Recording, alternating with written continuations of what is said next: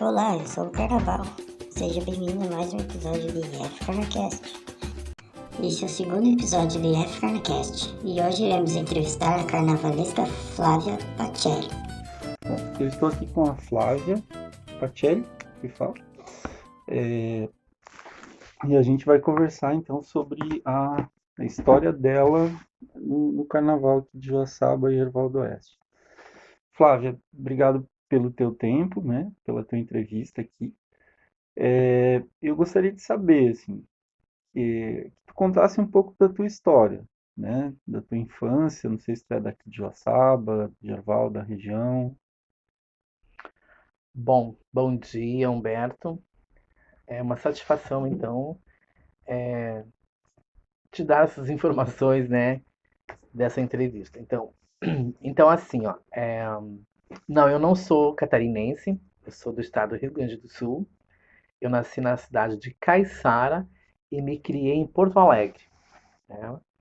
E daí eu fiquei lá até aos 21 anos, né? Estudei, fiz todo aquele processo lá, minha infância foi lá, eu morava com os meus irmãos, com os meus pais, e naquela época, né, só aos 21 anos poderia você sair de casa, né? Então, aos 21 anos, eu saí de casa para conhecer a vida lá fora. Por minha escolha, eu não fui servir o quartel, né? Porque naquela época era muito rígido né, lá dentro, assim. E pelo fato de ser um homossexual, né? Porque até então eu me via, de uma certa forma, assim, eu conseguia me ver, me assumir já desde criança, né? Sabendo que eu era, mas perante a sociedade, perante os pais, não podia, porque os gaúchos são muito rígidos, né? Então, se você tu vai embora, né? Se você tu dá um jeito de mudar. Era assim o tratamento deles lá. É até hoje, pelas pessoas que são mais antigas, né? Uhum. Entendeu? Hoje se modernizou muita coisa, enfim. Mas na minha época era assim. Então eu saí de casa aos 21 anos e fui para Foz do Iguaçu, né?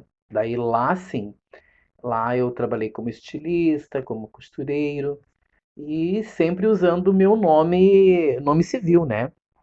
O nome civil. Mas eu sempre tive esse lado feminino, assim, sempre veio me acompanhando, sabe? Só que não aflorava, né? Aí eu conheci um casal, eu trabalhava numa loja, conheci um casal e esse casal precisava de um figurino. Eu desenhei um figurino para esse casal, que era uma moça que fazia uma dublagem, um striptease, e ele fazia show junto com ela. Então eu desenhei e confeccionei. Confeccionei essa peça para eles e me tornei bailarino deles, né? Aí nessa mesma apresentação à noite eu conheci uma travesti de São Paulo.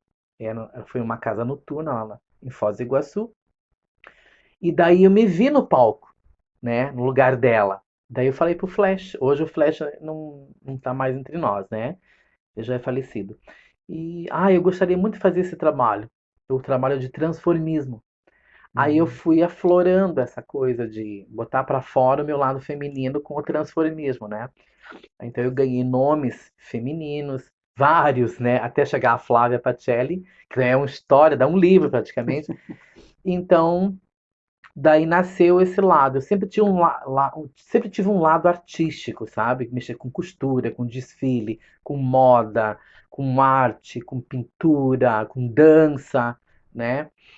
E então eu deixei o lado estilista e fui para a casa de show, né, para a vida noturna, né, trabalhar só com o lado artístico. Eu me desenvolvi sempre no lado artístico de uma casa noturna, né?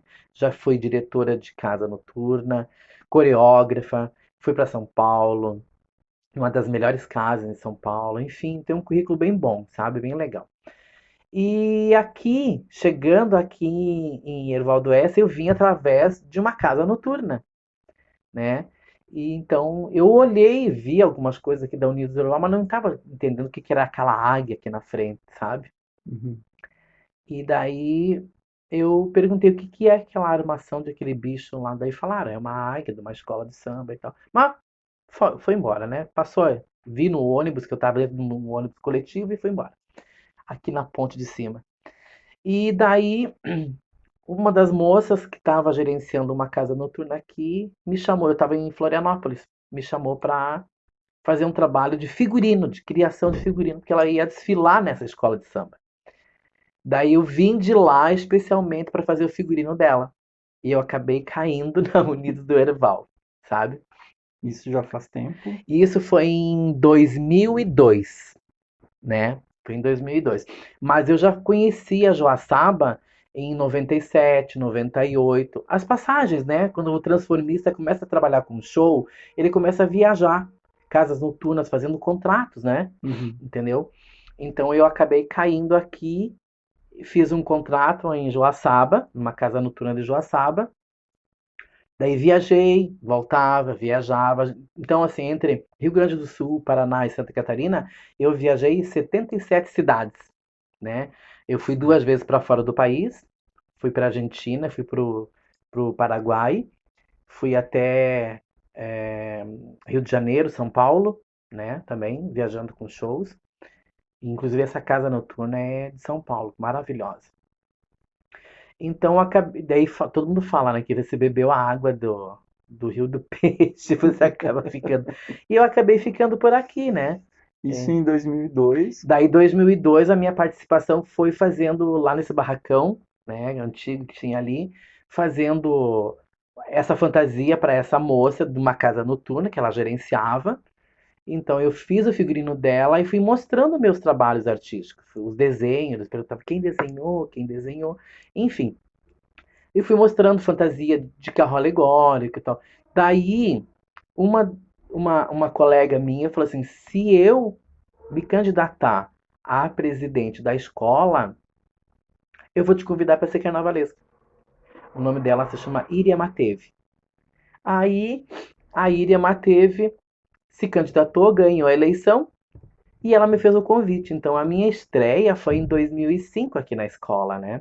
Como carnavalesco. Como carnavalesca, né? Então, 2002, eu trabalhei só no figurino dessa moça, né?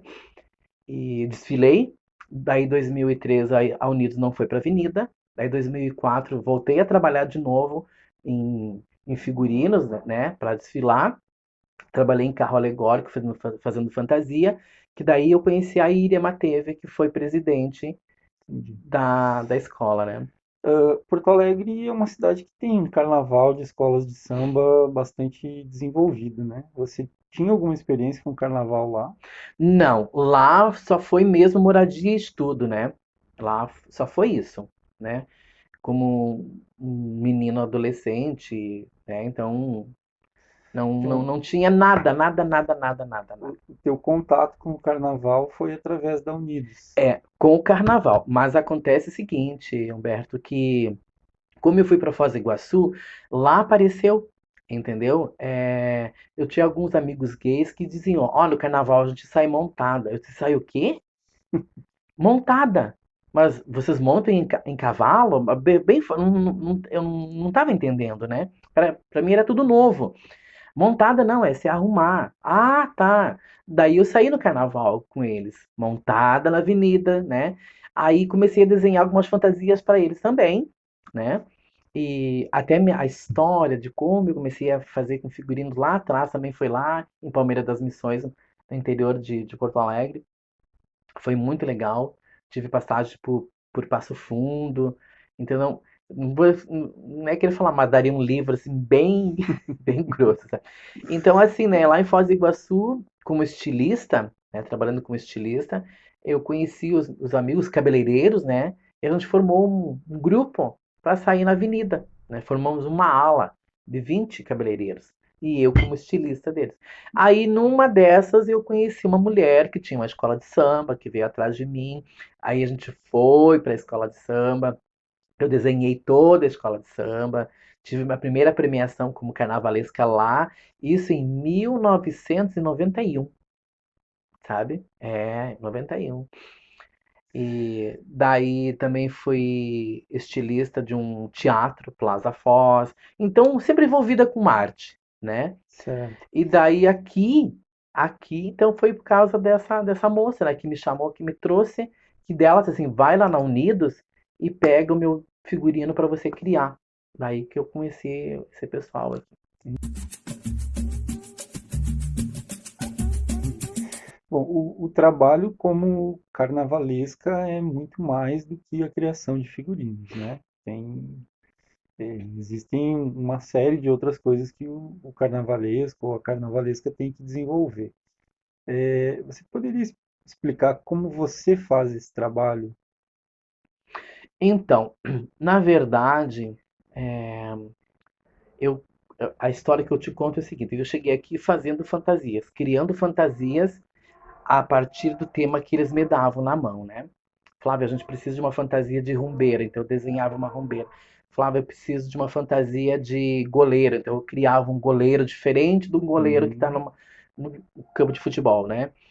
Então é a tua imaginação passar para o papel. Quando eu fui convidada para ser carnavalesca da escola, eu não tinha nem noção do que vinha pela frente, sabe? Então, eu tive minha primeira viagem, que foi para São Paulo, com uma integrante aqui da escola, que se chama Terezinha, né? A Tere Damasio, que era da escola. E daí, através dela, que já conhecia bastante São Paulo, eu conheci outros carnavalescos lá e comecei a pedir informações, né? Eu fui buscar informações com eles. Nas lojas de adereços tem milhões de carnavalescos lá, então eu conheci alguns, a gente visitou algumas escolas de samba lá para conhecer, para mim ter, chegar aqui e desenvolver um trabalho. Então, como é que funciona? Eles dão um tema para você, né? A diretoria da escola, ela escolhe um tema e você vai ter que estudar esse tema, vai ter que fazer uma pesquisa de, desse tema. E daí você faz o enredo, uma história, né? Você escreve uma história baseada naquilo que você está estudando e você tem que ter uma justificativa daquilo ali. E daí você começa na parte de desenho, né? Criação. Desde o início da história, que é a comissão de frente, né? Daí as partes principais se tornam os ícones, né? Que é mestre-sala, a porta-bandeira, né? A rainha, entende? A comissão de frente é o berço da história, né? Lá no começo.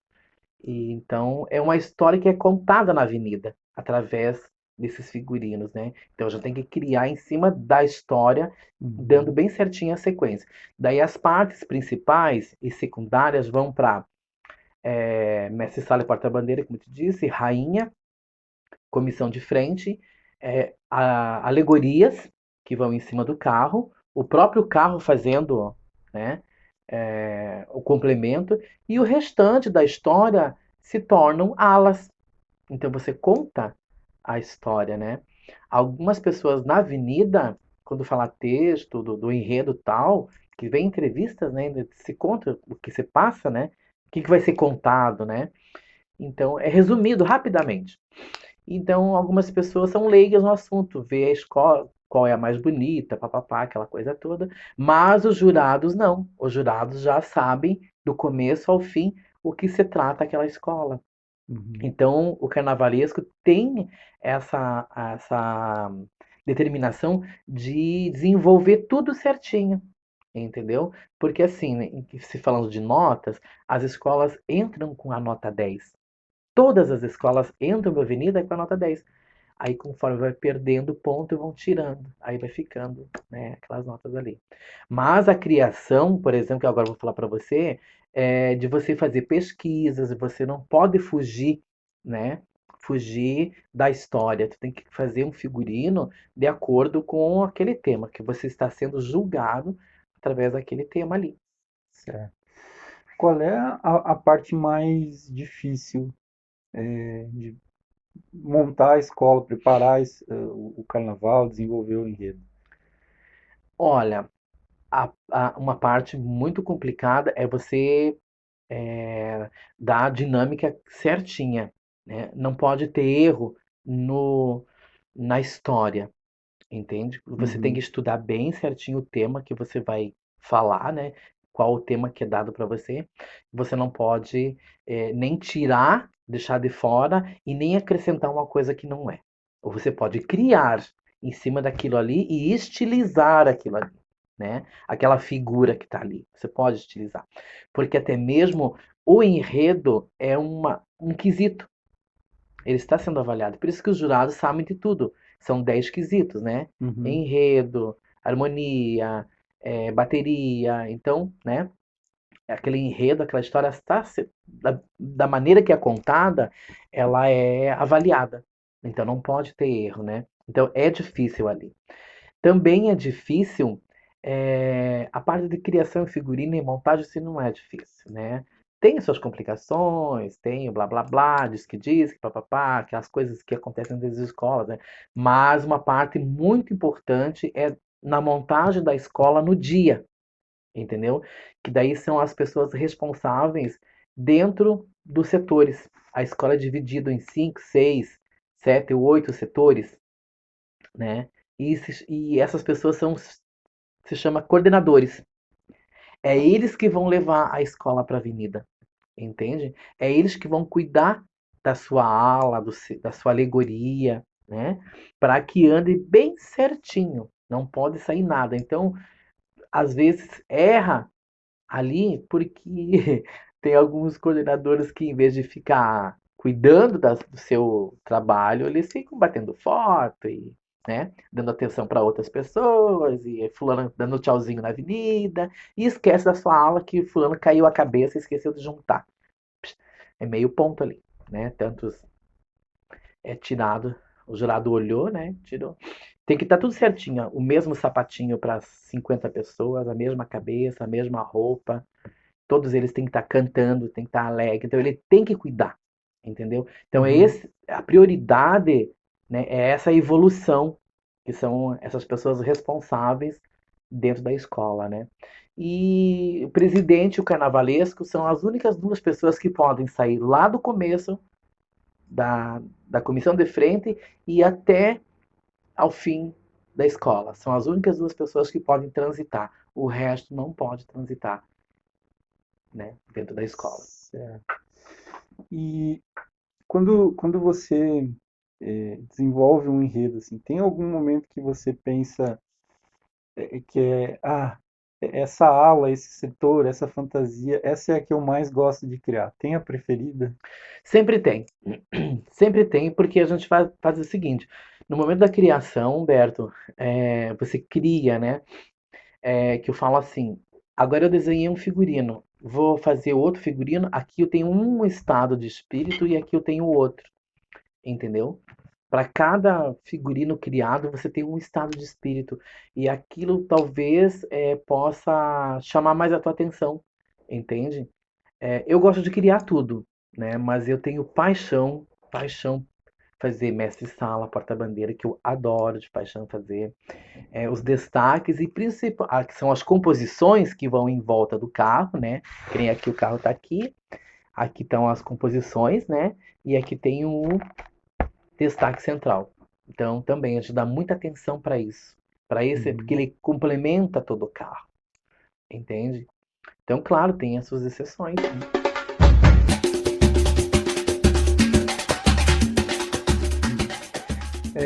Tem algum carnavalesco, e agora eu falo carnavalesco mesmo porque eu conheço poucas carnavalescas mulheres, né?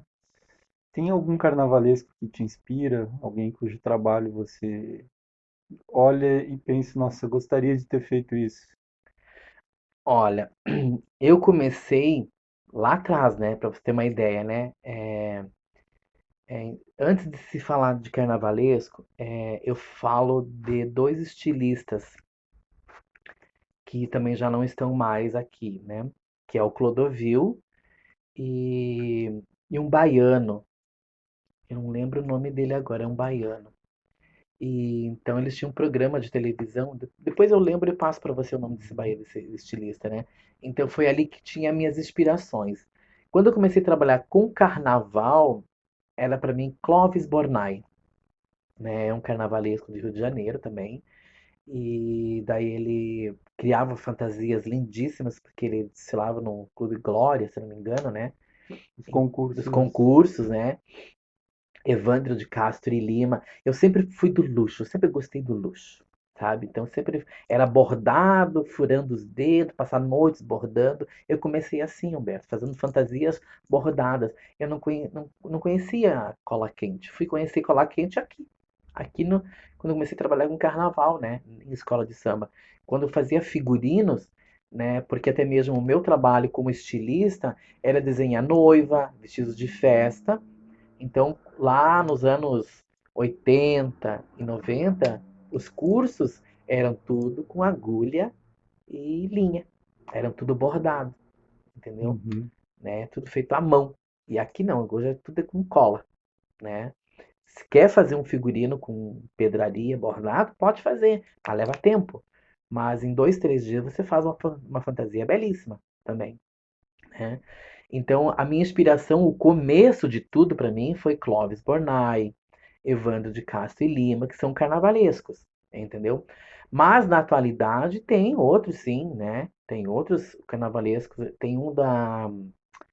Na verdade, cada ano ele tá pulando de escola em escola, eu digo assim, sabe? É o Paulo Barros. Paulo Paulo Barros. Barros, né? Então, claro, para criar alguma coisa que ele faz, né, precisa do investimento grande. Uma escola tem que ter um investimento grande, porque ele faz, ele vai buscar, ele cria e gera né, um tutu bem grande. Então, baseado no trabalho dele, a gente vai e faz alguma criação parecida, não igual, né? Mas Uhum. serve como base. Então, Uma Paulo Barros é inspiração. uma inspiração, né? Paulo Barros.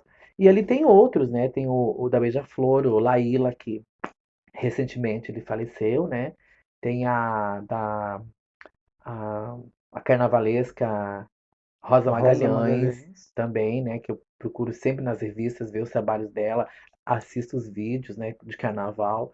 Então sempre vai trazendo uma bagagem assim que a gente vai juntando aqui. A gente vê o trabalho e a gente põe, né? O nosso dedinho em cima ali para criar alguma Uhum. coisa, né? Certo.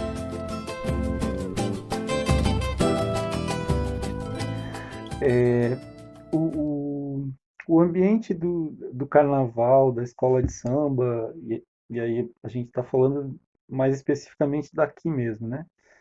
Ele é um ambiente acolhedor para as pessoas LGBTQIA+. Olha, eu vou falar por mim. Eu já enfrentei muita coisa, sabe? No entanto, tô aqui na minha apresentação, eu esqueci de falar, eu tenho 54 anos, né? Eu posso dizer que eu sou uma guerreira porque eu sobrevivi, né? Eu enfrentei muita coisa, né? Tempo de escola era o famoso bullying, né? Aí depois você vai crescendo, você vai conhecendo as pessoas, aí você sofre a discriminação, né? Tudo. Mas dentro de uma escola de samba existe sim pessoas que são contra, né, a comunidade LGBT ou pessoas, né, LGBT são contra sim, porque daí eles têm aquela imagem de uma pessoa vagabunda, não faz nada, só quer saber de rua, de fervo, entendeu? E não é bem assim, né? Hoje nós somos a resistência, nós somos aqui vistas de uma outra forma. Por mais que exista a discriminação, a homofobia, a gente resistiu, nós estamos aqui, nós não estamos sozinhas, sabe? Uhum. Então, só que, por exemplo, para bem chegar aqui na escola, agora vamos falar daqui da Uniderval, né, que eu adoro essa escola aqui, eu fiz uma entrevista com um rapaz aqui, não me lembro o nome, não me lembro que jornal, mas eu tenho guardado em casa, né? Ele me perguntou alguma coisa sobre preconceito naquela época. Daí eu dei um título para ele. Ele me perguntou: quer dar um título para você para essa tua entrevista? Eu disse: "Tô. Venci o preconceito pela competência. Eu tive que mostrar o meu trabalho, entendeu? Até hoje em dia é assim. A gente tem que mostrar que a gente é capaz de fazer as coisas, sabe? Né? não deixar de lado, eu não sei fazer, ou eu não faço porque você não quer. Não, a gente mostra o trabalho, eu sei fazer, eu vou lá, enfrento e tá tudo certo. Entendeu? Então a gente mata 10 leões, a gente luta todo dia. Entende? Você assim, ó, hoje eu não vou sair para lutar, né? Não, a gente luta todo dia. O importante não é vencer, é você lutar. Entendi. Quando você assumiu como carnavalesca da Unidos, você já se apresentava como uma mulher transexual? Isso foi um problema na época? Olha, na verdade, naquela época, que foi em 2002, não se usava mais, não se usava, não tinha essa palavra transgênero, era travesti. Ai, tem uma travesti na escola. Ai, né? Tem um viado na escola. Entende? Era usado assim. A gente acaba descobrindo depois, né? Que algumas pessoas sempre vêm contar pra gente, né? Tinha, sim, uma certa barreira de algumas pessoas, né? De querer se aproximar de mim, entendeu? Porque achavam que o fato de eu ser uma travesti, que eu ia andar seminua dentro da escola, mostrando perna, mostrando seios, aquela coisa, se entende? A vulgaridade, né? E não foi bem assim. Eu não sou assim, sabe, Humberto? Então eu tive, assim, uma discriminação, uma certa resistência dentro da escola. Eu tive, eu passei. A gente vê, não precisa as pessoas dizerem, ó, tá acontecendo. Não, não, você vê, entende, né? Eu presinto, né, as coisas. Então, mas eu sempre tirei de letra isso, né? Eu sempre fui capaz de chegar e dizer, ó, vamos, pega aqui, pega assim, faz assim. Daí eles viam que não era coisa assim, não era aquilo ali, sabe? Daí eu fui conquistando eles, né? Fui conquistando, aquela coisa toda, sabe? Mas não é fácil, não. Não é fácil. Eu tive muita resistência, sabe? Só que eu tive que bater o pé e dizer, não, é assim que você faz, eu faço, vem aqui que eu mostro pra você, né? Como eu te falei, eu venci o preconceito pela competência. Se não fosse competência, né, eu não estaria hoje aqui. Entendi. Bom, voltamos aqui para o carnaval, então. Mas antes, eu falei mulher transexual, você falou transgênero. Você tem alguma preferência por algum dos termos? Prefere outro? Assim, ó, a transgênero é como eu me identifico, né? Uhum, E a transexual praticamente é quem faz uma cirurgia, entende, né? Eu sou uma transexual, eu mudei de sexo, né? Eu vejo por esse lado. E a transgênero é de como eu me identifico, né? Eu certo. penso como mulher, eu ajo como mulher, entende? Eu me vejo como mulher. A minha inspiração é a mulher, entende? Então a minha cabeça né, eu não aceito o meu corpo, entende? Então a minha cabeça é mais alma feminina. Entendi.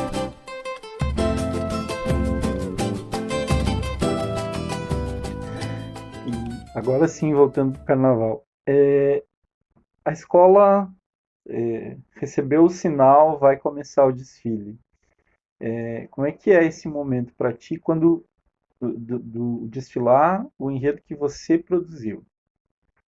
Tá, então eu já fiz aqui na escola 4 desfiles, né? Trabalhei 4 vezes aqui e uma na Vale Samba. Eu não vou te medir, te dar uma coisa, sabe? Borboletas no estômago, porque você tá na concentração, tu tem que correr para tudo que é lado, né? Claro, você vai para casa, toma um banho, se arruma. Isso quando dá tempo, né? Porque quando não dá tempo, tem que dar um truque no visual e correr para a avenida porque as coisas estão indo, né? Porque se você é a primeira escola, você já tem que estar lá de tarde, né? Já vai de manhã. Tem gente que acampa lá. Só que assim, entrar na avenida, para começar, não há dinheiro que pague, né? Aquela coisa maravilhosa de você desfilar e representar aquela escola. Mas na correria, né? Na correria de organizar tudo, é a última, eu, no caso, é a última coisa que eu faço, deixar tudo pronto, os coordenadores tudo pronto e correr lá para frente. Quando eles dão o sinal que vai começar, que a bateria toca e o puxador, né, o intérprete dá o grito lá, cara do céu, dá uma tremedeira nas pernas, sabe? Uma sensação. de ver aquela avenida vazia na frente para você entrar e o público te esperando. O público esperando, porque a nossa ali eu apresento a escola e eu convido o pessoal para cantar também, né? Porque praticamente um mês, 2 meses rodando no já o samba, né? Algumas pessoas já na plateia já sabem, né? E torcem para aquela escola que vai passar. Então, estar na avenida é maravilhoso. É maravilhoso. É uma sensação única. É o maior espetáculo da Terra, entendeu? Né? Você trabalhar aí 5, 6 meses para desfilar 1 hora, você entende? Uhum. Né? Claro, hoje eu tenho um outro vigor, não é o mesmo de quando eu tinha 30, 40 anos, que eu botava um salto 15, eu ia para a avenida e enfrentar 1 hora de desfile, né? Sambando, se divertindo. Hoje não, né? Tenho 54 anos, já não consigo mais usar um salto alto, já chego no final da avenida cansada, né? Então, mas a sensação de estar na avenida é sensacional, é incrível. Certo. Qual é a tua atuação na escola atualmente? Bom, aqui,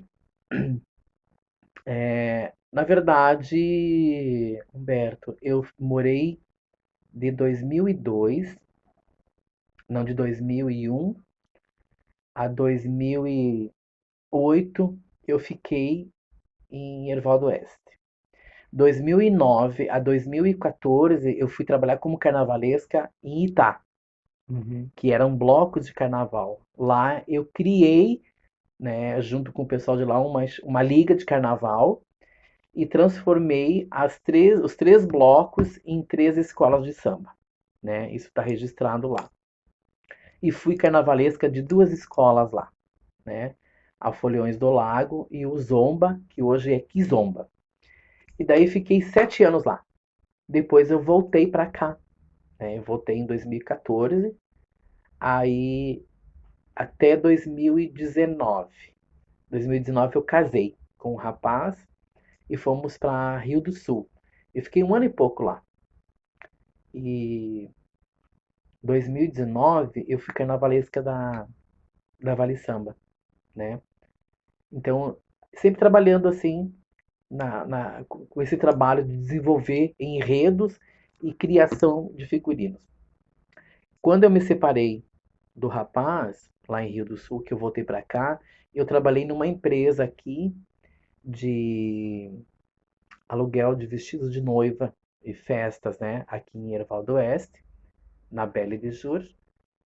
E daí resolvi, não, eu acho que eu vou para a escola de samba, que eu gosto de escola de samba, né? Tá no sangue. Aí eu tenho que te contar uma coisa que eu esqueci. É, Daí eu vim aqui, conversei com a Ana e o Pedrinho, né? E daí eles me aceitaram. E a minha posição hoje na escola é ficar como se fosse o braço direito da carnavalesca. A carnavalesca da escola, ela é Laine, ela é do Rio de Janeiro, né? Então ela foi contratada para ser a carnavalesca para esse ano de 2022, como daí não houve carnaval, vai haver o carnaval em 2023, né? Então a gente vai preparar as fantasias, daí de lá ela envia os figurinos e aqui a gente vai desenvolvendo, né? E eu vou dando assessoria para esses figurinos que ela desenhou, que ela criou, Certo. entendeu? Então aqui eu tô na parte de adereço. Se precisar costurar, eu costuro. Se precisar montar fantasia, eu monto. Se precisar ajudar no baile, eu ajudo. Se precisar fazer limpeza, eu ajudo, né? Só aquele pau para toda obra, entendeu? Certo. Agora eu vou te contar uma coisa que também para mim foi muita surpresa. Eu conversei com alguns irmãos meus há tempo atrás, saber dos meus antepassados, né? Por que eu gostava tanto de carnaval? Aí eu perguntei sobre a minha avó. A minha avó, ela é de origem negra, né? Negra, negra mesmo. Até a irmã da minha mãe, minha tia, minha finada tia, o apelido dela chamava-se Tia Negrinha. Porque eu nem sei o nome da minha tia, sabe? Pra ter uma ideia. Era sempre Tia Negrinha, Tia Negrinha, Tia Negrinha e ficou. E a minha avó era negra. E a minha avó, ela era uma baiana, de uma escola de samba em Porto Alegre, Olha só, sabe? Ela tá era no doente, sangue. tá no sangue, tá no sangue. Por isso que eu gosto tanto de carnaval. Eu amo samba, eu adoro samba. Tem um pagode, eu tô lá, né, sambando, né? Então eu acho isso importante, assim, as raízes, né? As raízes. Eu puxei o meu pai, né? Eu puxei pro lado do meu pai, pele clara. Mas a minha mãe é bem morena. É finada mãe, né? É bem morena. Também é o meu finado pai. E daí eu só tenho meus irmãos agora. Mas é uma pena, né, que quando eu era criança não eu conheci minha avó. Eu conheci, mas eu não sabia que ela gostava de carnaval. Talvez, né, tinha as suas restrições, ela fugia para ir ferver no carnaval, aquela coisa toda, né? Então, Uhum, certo.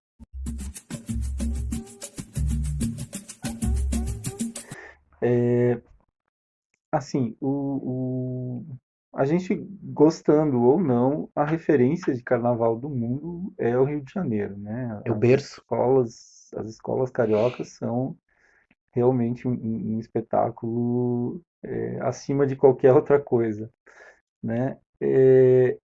Como você vê esse carnaval no Rio e o que você mais gosta, assim, tem algum desfile que tenha ficado para a tua história, algo que tu pensa, gostaria de ter feito esse, ou gostaria de ter desfilado nessa escola nesse ano? De lá, tu É, do diz? Rio, do Rio. Rio. Olha, eu não vou te mentir, assim, eu tenho as minhas favoritas, né? É, a Beija-Flor de Nilópolis, que eu acho lindíssima, em Imperatriz Leopoldinense, tem a do Paulo Barros, da Tijucas lá, entende? Assim, como eu não. Na época de carnaval, a gente fica muito focado ali na Aqui. televisão. Não, na televisão, vendo alguma coisa lá, né? Mas daí não dá pra ficar o tempo todo lá, porque tem aqui pra cuidar. Entende, né? Uhum, Se você for conversar, por exemplo, com outro carnavalesco do Rio de Janeiro, que é o Zezo, né? O Zé vai te contar tudo, ele sabe tudo do Rio de Janeiro, porque ele é do Rio de Janeiro. Ele sabe de cabo a rabo lá, né? Entende? Então, assim, eu só vejo. Tive a oportunidade de ir para o Rio de Janeiro, ver o carnaval, foi em 2006, a Unidos que me levou para lá, né? Foi uma excursão entre as três escolas daquela época e eu fui junto com eles para conhecer o Rio de Janeiro, de conhecer a cidade do samba. Então, eu tenho, né? Eu gosto muito da essa azul e branco da Beija-Flor, né? Beija-Flor. A Mangueira, né? O Nido da Tijuca, entende? São praticamente as minhas favoritas, né? Certo. E a referência que eu tenho é o que eu te falei assim, ó. Por mais que a gente tenha um estado de espírito para criar, né? A gente sempre, eu, né? Não tenho formação de carnaval, né? Hoje existe você fazer um estudo, estudar para ser um carnavalesco, uma coisa assim. Mas eu tenho como base eles lá, entende, né? Como assim outras pessoas que se tornaram carnavalesco por gostar, de frequentar, de ver, estudar e criar, né? Porque a criação assim não é você fazer aprender a desenhar. Ele lá em cima coloca o dedinho e diz, ó, tu vai desenhar. Entendeu? Uhum, Então a gente chama de dom, né? Gostar de desenhar um figurino, né? certo.